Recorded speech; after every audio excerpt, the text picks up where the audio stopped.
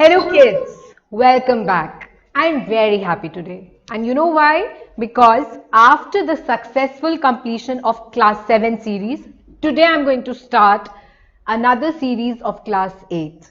I hope आप सबको ये भी बहुत पसंद आए और आपका बहुत बहुत फायदा करे आपके एग्जाम्स में और आपकी एकेडमिक ग्रोथ में.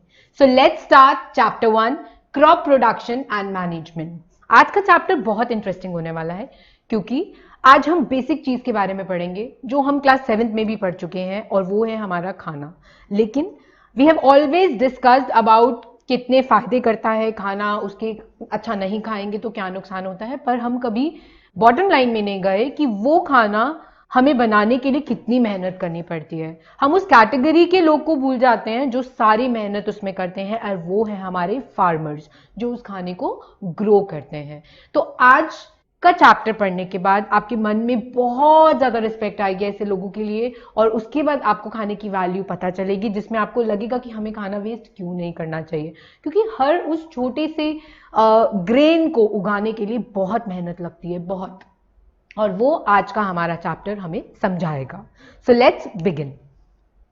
तो सबसे पहले हम बात करते हैं all living organisms require food. जैसा मैंने अभी बोला, plants can make their food themselves. Animals including humans cannot make their own food. We get our food from plants, animals or both of them. ये एक recapitulation है previous chapters का जो आप beginning से पढ़ते आ रहे हैं. किस तरह से ह्यूमन बींग्स जो हैं वो प्लांट्स पे डिपेंडेंट हैं. प्लांट्स को हम ऑटोट्रॉफ्स क्यों बोलते हैं, ह्यूमन बींग्स को हम हेटरोट्रॉफ्स क्यों बोलते हैं. ये सारी चीजें यहीं से स्टार्ट होती हैं और आप समझ सकते हो कि प्रोसेस ऑफ फोटोसिंथेसिस से प्लांट अपना खाना बनाता है जिसी की वजह से उसको ऑटोट्रॉफ्स बोला जाता है. और उसके बाद एनिमल्स हो जो जिस कैटेगरी में ह्यूमन बींग्स भी आते हैं, ये सब हेटरोट्रॉफ्स होते हैं because they are dependent on plants for the basic needs, right. और यही सारी चीजें हमारे लिए fruits, vegetables, grains, vegetarian food, non vegetarian food सब इकट्ठा करते हैं and that is a source of supply of food to us. So इतना बेसिक कॉन्सेप्ट हम बहुत सालों से पढ़ते आ रहे हैं कि ऐसा क्यों होता है, क्या होता है, प्लांट्स को क्या बोलते हैं. जैसा मैंने शुरू में बताया था, आज हम ये पढ़ेंगे कि यहां तक पहुंचने के लिए कितनी मेहनत करनी पड़ती है और कौन कौन से स्टेप्स हैं जो हमें यहां तक पहुंचाते हैं, खाने को इस फॉर्म में हमारे को अवेल करते हैं.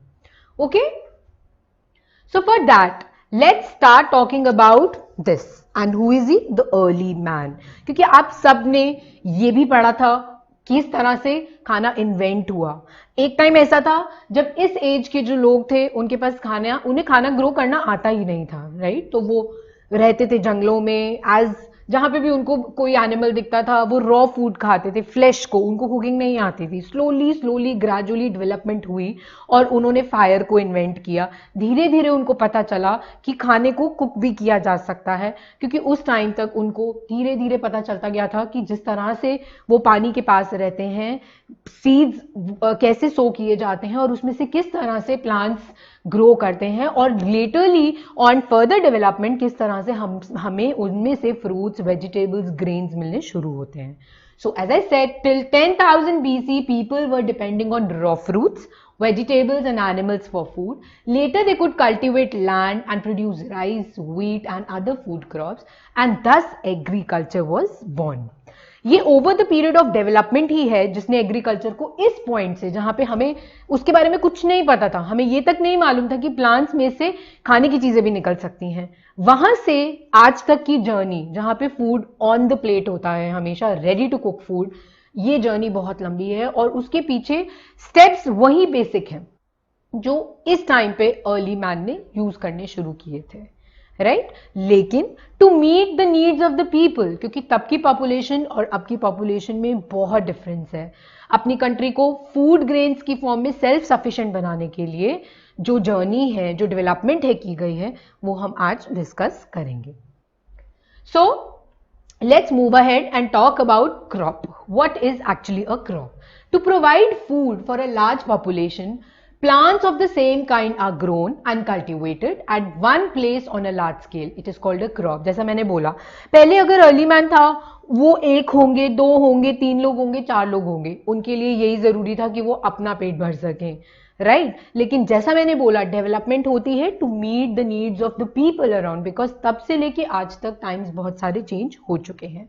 सो इस केस में फार्मर्स का काम आता है जहां पे ये सारा खाना मासेस के लिए ग्रो किया जाता है और उसको हम क्रॉप का नाम देते हैं जो लार्ज स्केल में सबके लिए ग्रो किया जाता है. Now some common crops and their plants इसलिए हैं क्योंकि हम सब इनको रोज खाते हैं किसी ना किसी फॉर्म में. हमारे बैलेंस्ड मील में sugar crops, cereal crops, pulse crops, spices crops, plantation crops, oil seed crops, fiber crops, tuber crops, ये सब कवर होते हैं. As we all know, खाना हमेशा बैलेंस्ड होना चाहिए. आप ये सारी भी जूनियर क्लासेस में पढ़ चुके हैं, लेकिन बैलेंस्ड होने के लिए हमारे पास इतनी वैरायटी ऑफ क्रॉप्स होना भी जरूरी है. So we have to make sure and our farmers have to make sure कि वो सबको सेल्फ सफिशिएंट बना सकें इन चीजों में.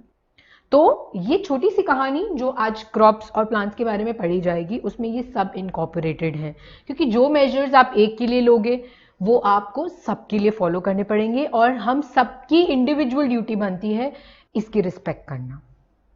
So let's talk about the growing crops and the process which may calls it agriculture.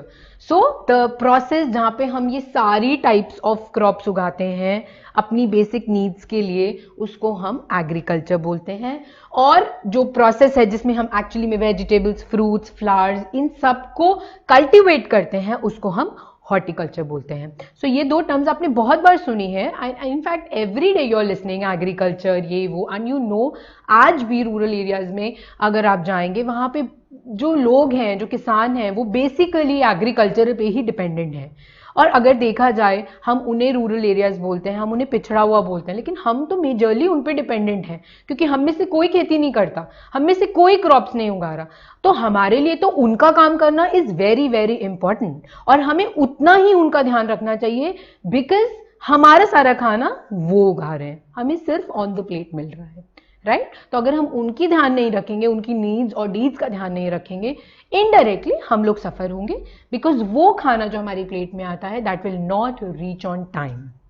Okay तो अब agriculture का इंडिया में क्या रोल है, जैसा मैं अभी पॉइंट आउट करने की कोशिश कर रही थी कि मेजरली हम उन्हें फार्मर्स को बोलते हैं कि वो रूरल एरियाज में रह रहे हैं लेकिन जो सबसे बड़ा जॉब है खाने का वो ही संभाल रहे हैं. तो क्या रोल है?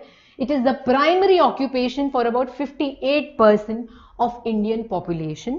India is the second largest producer of wheat and rice. Mark this, the world's major food staples. India is currently the world's second largest producer of several dry fruits. Agriculture-based textile raw materials, roots and tuber crops, pulses, farmed fish, eggs, coconut, sugarcane and numerous vegetables. Important roles of agriculture in Indian economy are below. See, जब आप ये सारी चीजें पढ़ोगे उससे पहले ये सारे पॉइंट समझ आने चाहिए कि सिर्फ खाने तक ही नहीं है सेम है, प्लेट में आना बहुत बड़ी बात है, वो तो टॉप मोस्ट प्रायोरिटी रहेगा ही रहेगा, लेकिन उसके साथ जो एज अ होल आपकी इकोनॉमी, आपका देश कितना डेवलप हो रहा है, उसकी इकोनॉमी कितनी बढ़ रही है, उसको कितना फायदा हो रहा है इससे बिजनेस का भी, वो है नेशनल इनकम बढ़ती है. It is a contribution because import export all these things come under these things. Right source of livelihood because as you studied 58% population is dependent, तो उनका तो रोज का गुजारा इसी पे ही हो रहा है. राइट ये काम खत्म हो जाएगा, उनका काम तो बंद होगा ही होगा, उसके साथ साथ हम लोग भी सब भूखे मरेंगे. Right source of food supply because again सिर्फ खाना उगाने तक नहीं है, जब वो खाना फार्म से बनकर अलग अलग चेन्स में कंट्रीज में डिस्ट्रीब्यूट होता है अलग अलग चैनल्स के थ्रू, तो ये जो सोर्स ऑफ फूड सप्लाई है हमारा वो बहुत सारे लोगों को अर्बन कंट्रीज में अर्बन स्टेट्स में भी एम्प्लॉयमेंट प्रोवाइड करता है. उसके साथ साथ it is a help for industrial development because technology is changing day by day, तो बहुत सारे लोगों को वर्क मिलता है क्योंकि they can work on their skills, they can work on the modern developments. Commercial importance is again very important as I said because it's providing a lot of business, lot of new employment to people, right? And wellspring of the government because the government is earning a lot from these sources. उनके हिसाब से सिर्फ और सिर्फ खाने तक बात नहीं है, All these points are contributing to the growth of the Indian economy as well.